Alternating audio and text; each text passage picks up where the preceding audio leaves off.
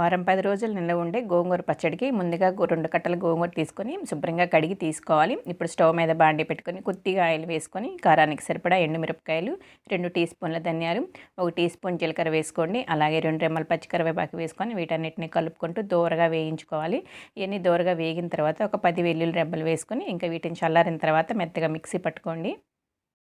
ఇప్పుడు అదే బాండీలో ఒక 2 టేబుల్ స్పూన్ల వరకు ఆయిల్ వేసుకొని ఆయిల్ వేడైన తర్వాత గోంగూర అంతా వేసుకొని 2 మీడియం సైజ్ టమాటాలు వేసుకొని ఇలా కలుపుకుంటూ ఉంటే గోంగూర అంతా కూడా ఇలాగ సాఫ్ట్గా అయిపోతుంది. ఇలా గోంగూర అంతా సాఫ్ట్గా అయిన తర్వాత మూత పెట్టేసి మధ్య మధ్యలో మూత తీస్తూ ఒక 10 నిమిషాల వరకు దీన్ని ఉడికించుకోవాలి. చూడండి గోంగూర అలాగే టమాటాలు కూడా ఇలాగ మెత్తగా సాఫ్ట్గా అయిపోయాయి కదా. ఇప్పుడు దీనిలోకి రుచికి సరిపడా ఉప్పు వేసుకొని దీన్ని బాగా ఇలాగ మెదుపుకోవాలి. పప్పు గుత్తోటి మెదుపుకోండి. ఇప్పుడు దీనిలోకి మనం మిక్సీ పెట్టుకున్న కారం అంతా వేసుకొని ఇదంతా కలుపుకోండి. ఇప్పుడు మనము అన్ని పచ్చళ్ళకి తాలింపు పెట్టుకున్నట్టుగానే తాలింపు పెట్టుకొని కలుపుకుంటే ఇంకెంతో టేస్టీగా ఉండే గోంగూర నిల్వ పచ్చడి రెడీ.